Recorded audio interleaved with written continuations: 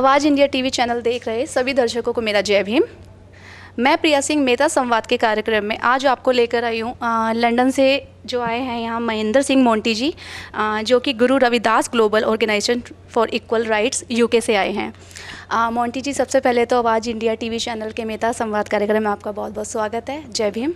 जय भीम। जैसे कि मोंटी जी, मैं आपसे पूछना चाहूँगी, जालंधर से लेकर लंदन तक का आपका सफ़र कैसा रहा, इस विषय में आप हमारे दर्शकों को बताइए। प्रिया जी, ऐसा है कि जो मेरी पृष्ठभूमि है वो पंजाब है। पहले जालंधर डिस्ट्रिक्ट हुआ करता था, लेकिन कुछ बाउंड्री डिमार्केशन की वजह से आजकल वो ज़िला शहीद भगत सिंह नगर के नाम से बन गया है।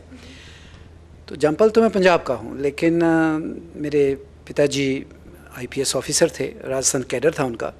तो मेरी आगे की शिक्षा है वो सारी राजस्थान में हुई, और जहाँ जहाँ उनका ट्रांसफ़र होता रहा पिताजी का, उसी हिसाब से मैं उनके साथ साथ आगे पढ़ाई के मामले में और उनके साथ साथ उनके जैसे ट्रांसफ़र होते रहे वैसे मूव करता रहा। और यूनिवर्सिटी ऑफ राजस्थान से ग्रेजुएशन करने के बाद मैं, जैसे कि आम तौर से पंजाबी विदेशों की तरफ रुख कर लेते हैं, ऐसा प्लान तो नहीं था, लेकिन बस कुछ ऐसे सर्कमस्टांसेस बने, कुछ ऐसे साधन बने कि मुझे फिर UK के लिए मैं चला गया। और 76 से मैं वहीं हूँ और वहीं सेटल्ड हूँ, मेरा परिवार सब वहीं है।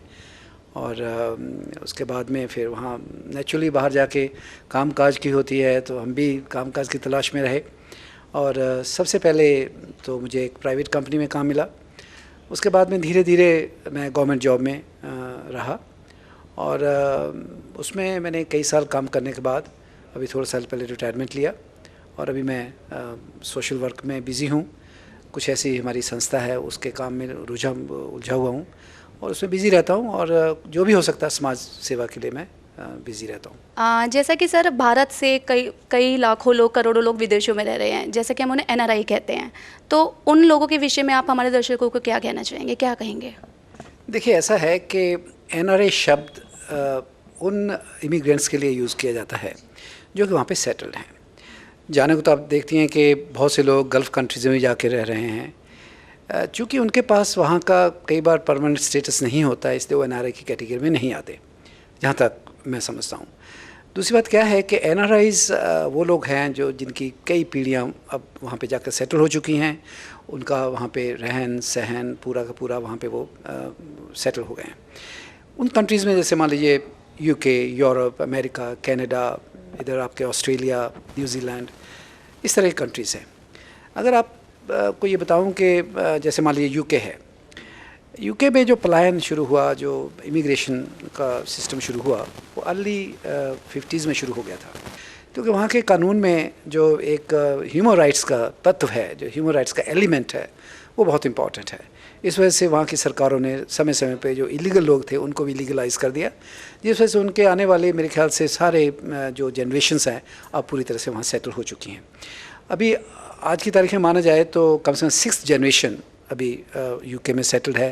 अमेरिका में मेरे ख्याल से 8th जनरेशन होगी, क्योंकि वहाँ भी काफ़ी साल पहले से प्लान शुरू हो गया था कि जीवन अब तो नेचुरली वो लोग वहाँ के हर सिस्टम में रम गए हैं, वहाँ एडजस्ट हो चुके हैं, और मेरा ख्याल नहीं है कि अब उनका यहाँ पे आकर के सेटल होना भी शायद संभव ही है, क्योंकि जैसे जैसे वक्त बदलता जा रहा है वैसे वैसे वक्त की ज़रूरतें बदलती जा रही हैं।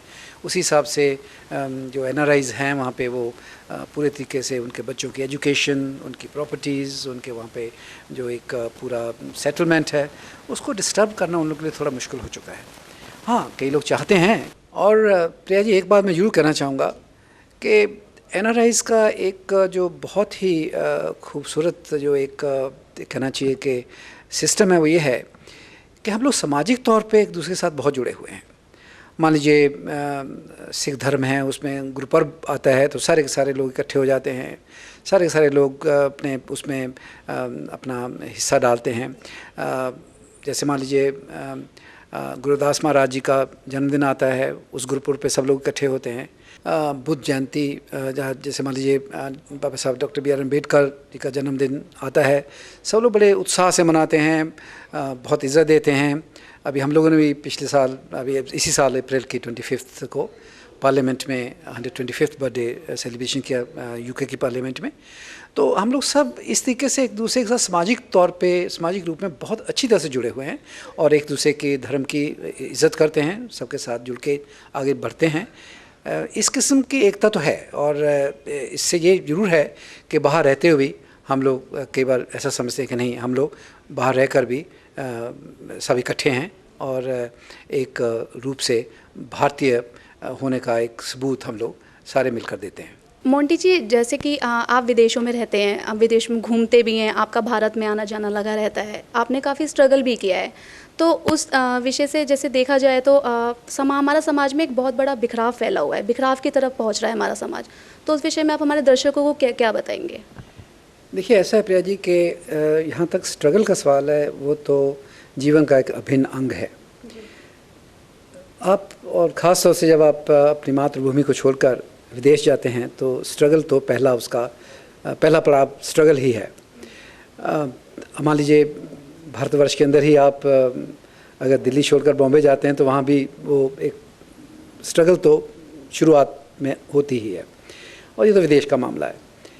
अब ऐसा है कि उसके बाद में जो उसका दूसरा पहलू है कि जो समाज बिखराव की तरफ जा रहा है, इसके बहुत से कारण हैं। बिल्कुल सही कहा आपने कि बिखराव की तरफ जा रहा है।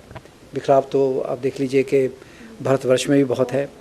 जात पात, भाषाएं, अलग अलग किस्म के धारणाएं, अलग अलग किस्म का लोगों के इंटरेस्ट्स, और जैसे समय युग चल रहा है, इसमें और भी जितना समाज को जोड़ रहा है उतना बिखराव भी ला रहा है। ये बात तो एक अब यूनिवर्सल फैक्ट बनती जा रही है। यहाँ तक मैं एनआरआईज़ के बिखराव की बात करूँ तो उसमें भी यही फैक्टर्स हैं। उसमें भी जात पात, धर्म, भाषाओं का, हालांकि ये बात अलग है कि जैसे मान लीजिए एक देश की भाषा इंग्लिश है तो वो तो सबको जोड़ देती है, भाषा के तौर पे जोड़ देती है, लेकिन उसके बावजूद भी जैसे मान लीजिए कोई पंजाबी है तो कोई गुजराती है जो एनआरआईज़ है, तो उनमें भी थोड़ा सा बिखराव तो आ ही जाता है। अपनी अपनी धारणाएं हैं, अपनी अपनी मंत्रणाएं हैं, अपना अपना सिस्टम है, अपने अपने प्रैक्टिसेस हैं। इन सब चीज़ों को देखते हुए बिखराव एक तो उस किस्म का है। दूसरा बिखराव जो है वो है कि मान लीजिए जो वैल्यूज़ हैं, जो एक यूनाइटेड होने की वैल्यूज़ हैं, वो वैल्यूज़ हम आज के ज़माने में खोते जा रहे हैं। उसकी वजह बड़ी सिंपल सी है। ये ज़माना आजकल की तारीख में मुझे लगता है कि मटीरियलिस्ट ज़्यादा होता जा रहा है। मटीरियलिज्म जो है वो आदमी को इकट्ठा होने में थोड़ी सी बाधा डालता है। अलग होने में वो सोचते हैं कि शायद हमारा मटीरियलिज्म ज़्यादा स्ट्रॉन्ग है, इसका शायद कमज़ोर हो। तो ये सारी बातें तो हैं, लेकिन अगर मान लीजिए बिखराव धर्म के नाम पे है या भाषा के नाम पे है तो उसे मैं बहुत अच्छा नहीं समझता, क्योंकि एंड ऑफ द डे हम लोग सब भारतीय हैं। एनआरआईज़ जो हैं वो सब भारतवर्ष से ही गए हैं। हाँ, कुछ एनआरआई भारतीय पहले जैसे मान लीजिए कहीं और कंट्रीज़ में जाके फिर वहाँ से दूसरी कंट्रीज़ में चले गए, अलग बात है, लेकिन मूल रूप से मूलतः वो भारतीय ही हैं। I mean right from the roots they are basically Indians.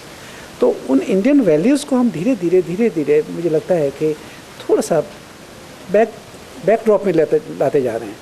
ये चीज़ थोड़ा दुखदाई है। इस बात से ऐसा लगता है कि हमें उन वैल्यूज़ को बिल्कुल बांध के रखना चाहिए। हमें धर्म और जात पात से और भाषाओं के बंधन से ऊपर उठकर हमें एक मान कर के हम लोग भारतीय हैं, इस चीज़ को मान कर चलेंगे तो मुझे लगता है कि बिखराव कम भी हो जाएगा और उसको थोड़ा कंट्रोल भी किया जा सकता है। और ये मेरी हार्दिक इच्छा है और मैं चाहता हूँ कि सब के सब मिलकर रहें और भारतवर्ष के नाम पे और भारतीय होने के नाते भारतीय और भारतीयता का संदेश सब लोग मिलकर दें तो बहुत अच्छा रहेगा और उस बिखराव को कम किया जा सकता है। जैसा कि जो लोग विदेशों में रह रहे हैं वो किस प्रकार अम्बेडकरवाद को बढ़ावा दे रहे हैं, किस तरह से बढ़ा रहे हैं? देखिए, डॉक्टर B.R. अम्बेडकर साहब खाली दलित आइकॉन ही नहीं थे, वो पूरे देश के बहुत महान लीडर थे। वो खाली भारतीय संविधान के रचयिता ही नहीं थे, उसके अलावा बहुत बड़े इंटेलेक्ट थे। उनके लिए मैं दो शब्द हमेशा कहता हूँ कि he had unmatched intellect and unparalleled wisdom. उनका इस मामले में कोई आज तक मुकाबला नहीं कर पाएगा। यहाँ तक वहाँ की संस्थाओं का सवाल है, वो बड़े ही उत्साह से बाबा साहब डॉक्टर B.R. अम्बेडकर जी का जन्मदिन हो या उनका कोई भी किसी किस्म का भी वो हो, उसको बड़े ही उत्साह से बहुत ही पूरे तन मन धन से मनाते हैं। और इतना ही नहीं, पूरे बल्कि जो वहाँ की होस्ट कम्युनिटी है, जो गोरे हैं, वो लोग भी उसको बहुत अच्छी तरह से उसको एंजॉय करते हैं, ज्वाइन करते हैं।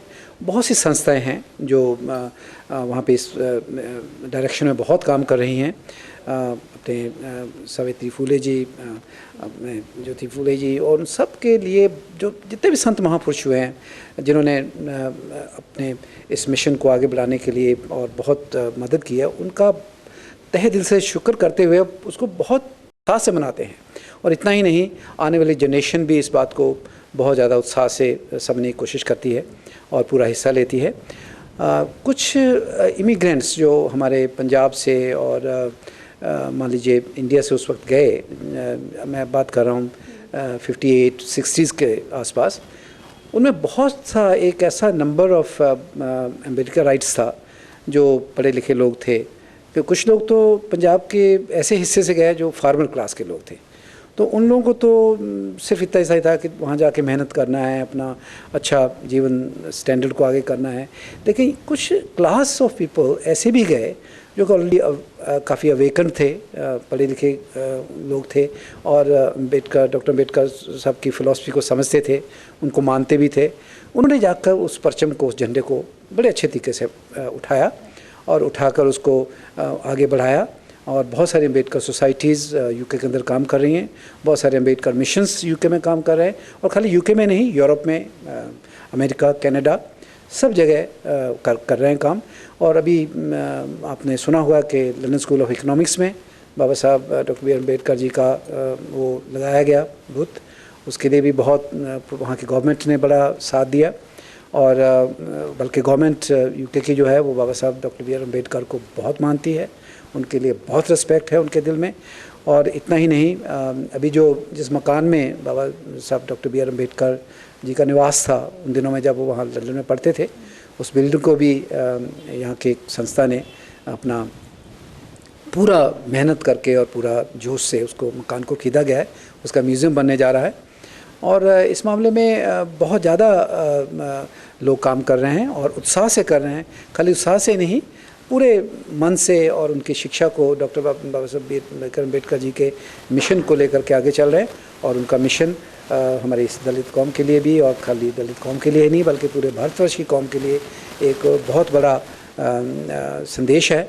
और मैं आशा करता हूँ कि उस संदेश पे हम लोग सारे चलें तो ये सारा समाज एकजुट भी हो सकता है और पूरा भारतवर्ष भी एकजुट हो सकता है, क्योंकि उन्होंने पूरे भारतवर्ष को एक संविधान के रूप में एक ऐसा ग्रंथ दिया है, एक ऐसा ग्रंथ दिया है जो कि मेरे ख्याल से सब ग्रंथों से ऊंचा है, क्योंकि उसके अंदर न कोई नीच भावना है, ना उच्च भावना है, सब समानता की भावना है, और एक बहुत अच्छा संदेश है उसके अंदर। मेधा संवाद के कार्यक्रम में हम एक छोटा सा ब्रेक लेते हैं और इस ब्रेक के बाद मोंटी जी से मुलाकात जारी रहेगी।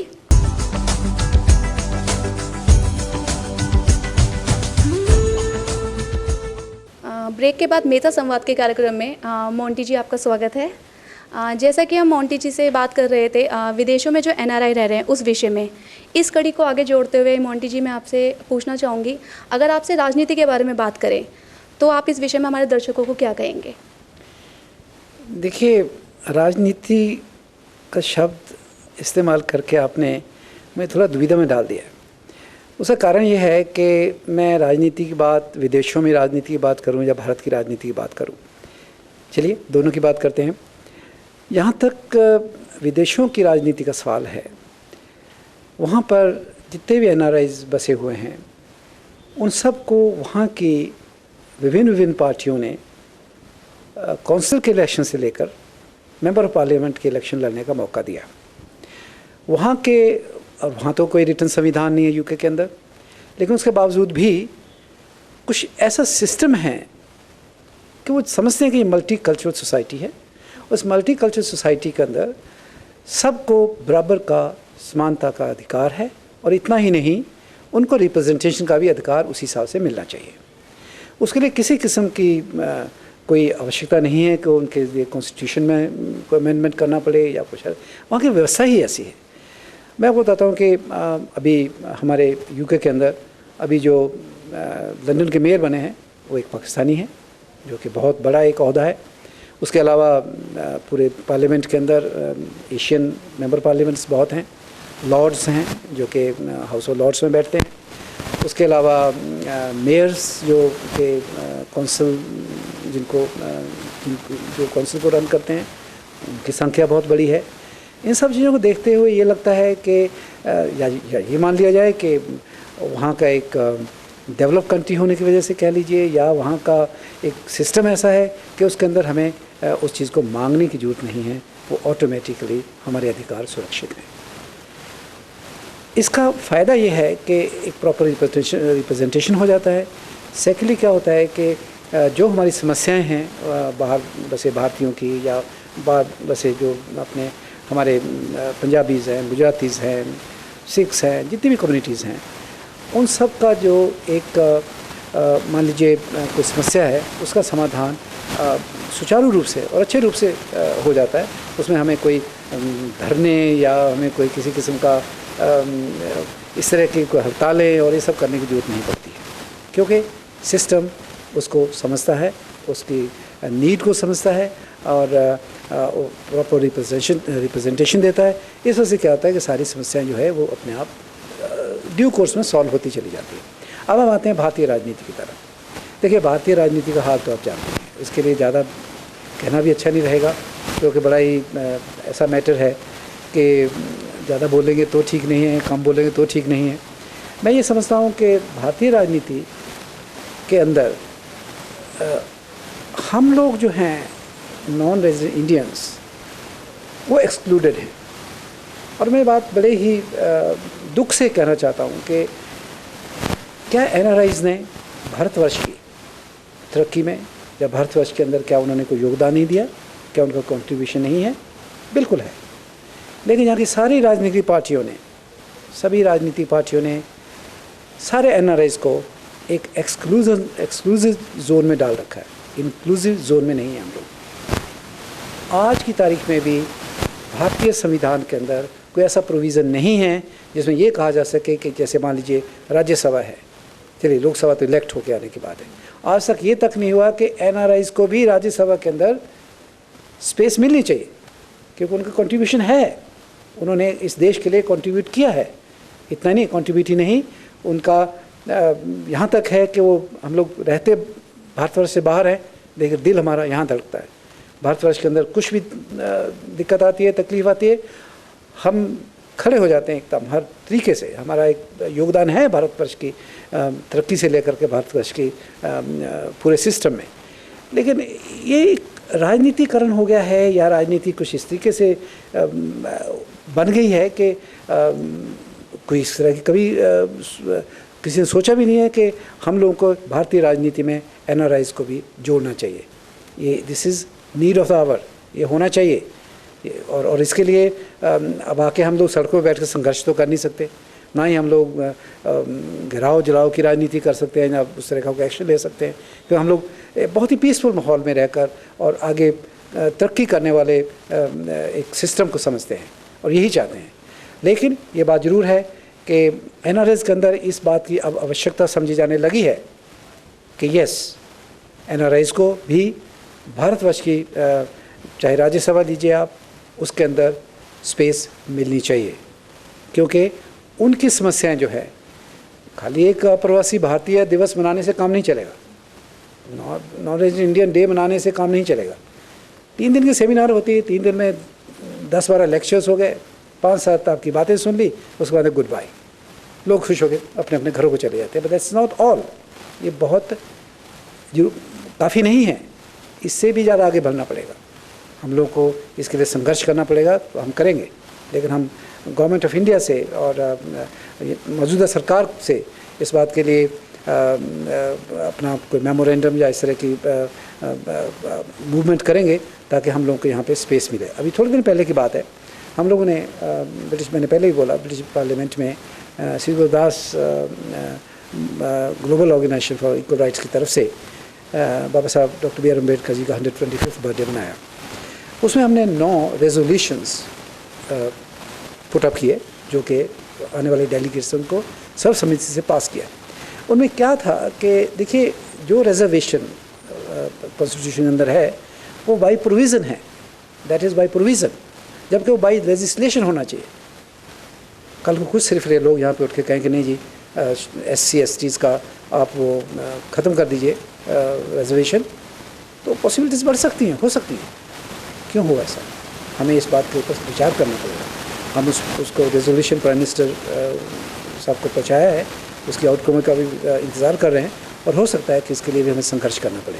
ये सब राजनीति, इस किस्म की राजनीति से ज़रूर NRIs जो है वो परेशान हैं और वो सोचते हैं कि देखिए इसके बावजूद भी कि हम इस देश के लिए सोचते हैं, इस देश के लिए खड़े हैं, इस देश के लिए कंट्रीब्यूट कर रहे हैं, उसके बावजूद भी हम लोगों को सौतेला एक व्यवहार जो है वो मिल रहा है और इसकी आवश्यकता नहीं है और इसको हमें समझना पड़ेगा और इसको देखना पड़ेगा, क्योंकि हम भी भारत की एकता में विश्वास रखते हैं और भारत की तरक्की में विश्वास रखते हैं। कितना इन्वेस्टमेंट होता है फॉरेन कंट्री से और कितना लोग यहाँ से जुड़े हुए हैं, ये सब हम लोग दिल से जानते हैं, लेकिन जो राजनेता हैं वो लोग नहीं जानते, इस बात को जानते हैं पर मानते नहीं हैं। हमें उनको मनवाना है कि देखिए मानिए हमारी बात भी, अब जानते हैं पर मानिए भी इस बात को, खाली जानना ही ज़रूरी नहीं है, मानना भी ज़रूरी है। तो ये सारे मुद्दों को लेकर के हम लोग काम कर रहे हैं और बहुत सी संस्थाएं हमारे साथ इस मामले में जुड़ रही हैं और इसको लेकर हम लोग आगे बढ़ेंगे और उम्मीद है कि राजनीति का जो शब्द आपने इस्तेमाल किया है वो राजनीति काजनीति भी बने। राजनीति तो है ही, थोड़ी काजनीति भी बने ताकि हम लोग की आवाज़ को भी सुना जाए और हम लोग की आवाज़ को पहचाना जाए और उसके जो भी हमारे मुद्दे हैं उनको एड्रेस किया जाए। मेहता संवाद के कार्यक्रम में जैसा कि अभी हमने राजनीति के विषय के बारे में बात करी, सर इसी कड़ी को जोड़ते हुए मैं आपसे अपना अगला सवाल, जैसे कि आखिरी सवाल आपसे रखना चाहूँगी। आवाज़ इंडिया TV चैनल के माध्यम से आपको करोड़ों लोग देख रहे हैं, उन लोगों को आप क्या संदेश देना चाहेंगे? पहले तो मैं धन्यवाद दूंगा राजकुमार गौतम जी का, प्रिया जी आपका और इस टेलीविज़न नेटवर्क को चलाने वाले सारे परिवार को बहुत बहुत धन्यवाद कहूँगा। संदेश तो छोटा ही है लेकिन उसको बड़ा भी किया जा सकता है। सबसे पहले तो ये संदेश है कि देखिए आजकल बहुत ही सरकार की तरफ से चल रहा है महिला सशक्तिकरण का। उससे पहले मैं ये कहना चाहूँगा कि शिक्षा एक ऐसा माध्यम है जिसके माध्यम से आप बहुत सी ऊंचाइयों को भी पा सकते हैं, अपने सारे सपनों को भी पूरा कर सकते हैं और शिक्षा एक ऐसी चीज़ है जो आपसे कोई छीन नहीं सकता। और दूसरी बात क्या है कि बाबा साहब डॉक्टर अम्बेडकर जी का भी यही सपना था कि पूरा भारतवर्ष शिक्षित हो और शिक्षित होकर ही हम भारतवर्ष को ऊंचाइयों पर लेके जा सकते हैं। मैं हमेशा कहता हूँ कि शिक्षा का मतलब ये नहीं है कि आपको पढ़ना लिखना आ गया, नहीं। शिक्षा तो है तमसो मा ज्योतिर्गमय, मुझे अंधेरे से रोशनी की तरफ लेके जाओ, उसे शिक्षा कहते हैं। आपको बच्चों से, नौजवानों से मेरी अपील है, उनको संदेश है कि आप शिक्षा को शिक्षा समझकर ग्रहण करें, शिक्षित होइए ताकि आप समाज को शिक्षित कर सकें और आगे भारतवर्ष के भविष्य को संवार सकें, ताकि आने वाला जो भारतवर्ष है वो आपके ऊपर गर्व करे। और बाकी बची बात, आपको जीवन में कुछ तो करना है, काम करना है, बिज़नेस करना है या आगे बढ़ना है, अपने आप को ज़िंदगी में आगे बढ़ाना है। आप सर्विस करते हैं, मन लगा के करिए, बिज़नेस में जाते हैं, खूब मन लगा के बिज़नेस करिए ताकि आप अपने सारे सपनों को पूरा कर सकें और एक सशक्त भारत का जो सपना है, जो बाबा डॉक्टर अम्बेडकर जी ने भी देखा है और आज की मौजूदा सरकार भी देख रही है, हम चाहते हैं कि आप, यही संदेश है कि आप उस सपनों को पूरा करें। अब आपके कंधों पे ही है सारा बोझ और इसको आगे बढ़ाइए। और महिलाओं से भी यही है संदेश कि आप लोग भी अपने वैल्यूज़ को समझें, वैल्यूज़ को पहचानें, आगे बढ़ें, भारतवर्ष को आगे की तरफ लेकर जाएं। धन्यवाद। मैं प्रिया सिंह आवाज़ इंडिया TV चैनल के मेहता संवाद कार्यक्रम में श्री महेंद्र सिंह मोंटी जी को बहुत बहुत धन्यवाद करती हूँ। जय भीम सर।